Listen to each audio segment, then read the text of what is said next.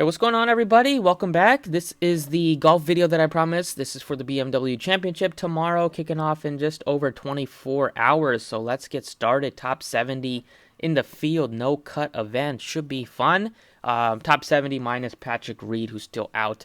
So top 71, I guess. But let's get into it. As always, appreciate it if you hit the like button, subscribe if you have not already.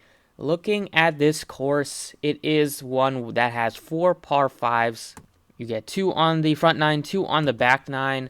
They are, the first round they are kind of on the longer side, like 589.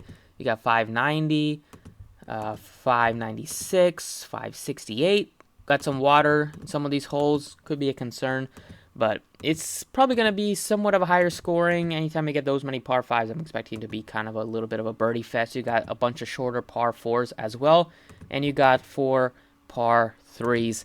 A couple of them are going to be tough.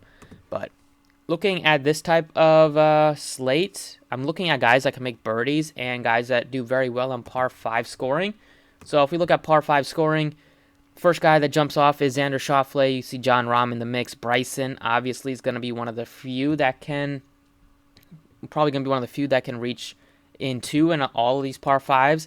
We see Palmer, who's kind of started off the season very well. He's kind of cooled off. But I'm looking at guys like Max Homa as a tournament option, lower owned play.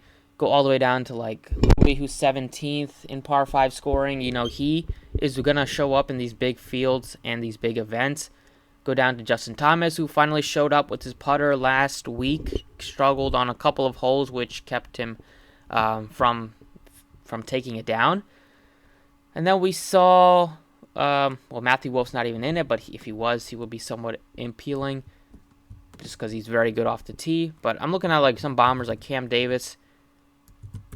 Who's 81, he can bomb it. We know that Cameron Champ also can absolutely crush it off the tee. He also finds himself inside the top 100. So definitely par 5 scoring is going to be crucial for me picking my golfers this week. And then another critical piece of data is going to be approach, strokes gained approach. We see Colin Morikawa missing the cut last week. He said he's dealing with a back injury, so don't know if he's going to be that popular this week. But we see guys like Justin Thomas was very good at that last week. Might have led the field, or I was at least top 3. We see Jon Rahm, no surprise there. You scroll down a bit, you can get to guys like Viktor Hovland. This ad keeps popping up. Viktor Hovland, we go down to like Louis, Patrick Cantlay. Rory's been probably frustrating a lot of people if you keep playing him every week. But we see cheaper guys like Max Homa on the list. Aaron Wise, Cameron Smith almost took it down last week. But going back to the DraftKings pricing, so you're not really going to find an edge just by seeing which golfers are playing well, which are not, just because this is the best of the best. So all these guys have been playing well throughout the season. So for me, looking at some of the numbers like par 5 scoring, birdie or better percentages are going to be what I'm looking for. And then looking at some of these like cheaper guys right off the bat in the 6K range, we see Max Homa at 64, Ryan Palmer, 2 guys that are good at par 5 scoring. I don't mind taking a shot on like Chris Kirk or Aaron Wise. So those are some that I like in the lower 6K range. Upper 6K range, we get Sebastian Munoz, who has been my guy ever since I started playing PGA DFS. We see Cameron Davis here at $6,900. I don't mind getting to him. Finally got that win a few weeks ago. He's been up and down over the season, but gives you ability to make a cut, finish inside the top like 10 or 15 if he's playing really well. And this type of field where there's 4 par 5s, this type of course, I think he can get, probably go low in some of these rounds and maybe make a push for a top 20. So I like him a lot at $6,900. In the 7K range, some of the favorites that I'm looking at are going to be guys. Don't like this range too much. I kind of like the 6K range a little bit more than the 7K range. But I look at Cameron Champ at 73. I probably like Cam Davis more than Cameron Champ based on the price tag. But he looks somewhat interesting. Shane Lowry in the upper 7K range will be another guy that I like. 8K range is stronger than the 7K range by far. We see Harris English here at 84. I like playing him. He is just super solid for first and third in 3 of his last 5 weeks. An absolute devastating loss for him against in the WGC. But overall, he's been pretty steady. That could be attributed a bit to himself just absolutely falling apart, and then Bryson didn't help with him playing super slow and driving it everywhere. But I like Harris English in that $8,400 range. He has about like a plus 4,000, plus 5,000 odds to win, depending on what site you're looking at. The 9K range, Bryson is way too cheap at 93, especially on this in this field in this golf course where there's 4 par 5s, and he's probably gonna be one of the couple that can drive it in two a lot of the time. There's a bunch of like sand in some of these holes, and a bunch of water in some of these holes. So he's got to be careful. We know that he likes to spray it all around, but hopefully that price tag is just really good to pass up. He looks better to me than Berger, Hovland, Cantlay, probably even better than Rory.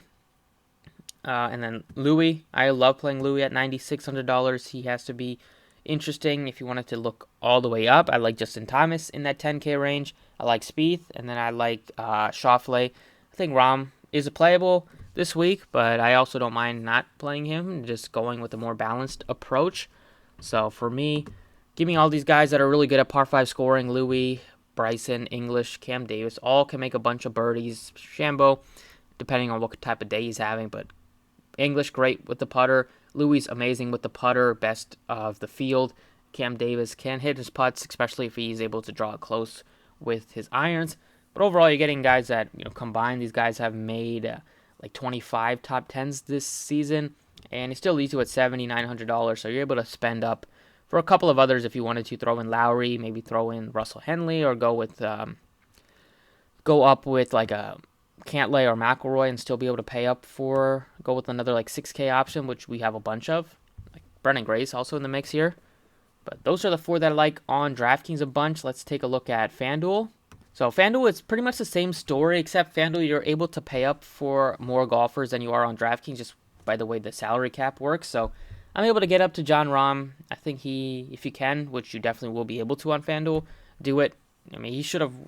It's like the 3rd week in a row where we saw a guy that fall apart on the back 9. Jon Rahm fell apart in the last few holes. We saw Russell Henley do it 2 weeks ago, and then obviously Harris English broke a lot of people's hearts 3 weeks ago when he did that. But Rahm just couldn't buy a putt in that 4th round. Missed a bunch of short ones, missed at least 2 5-footers. So I think he'll bounce back a bit with his putter. Cam Davis, I like him in the 7K range. And then you're able to get up to Louis, who I love, and Victor Hovland at 10-3. Harris English also firmly in the mix at 97. And then for the value plays in the 7K range, it's Munoz, it is Cam Davis, it's Max Homa, Palmer for me. And that's about it for the video. Hopefully you enjoyed. Thank you for watching. Best of luck this week, and I'll see you all next time.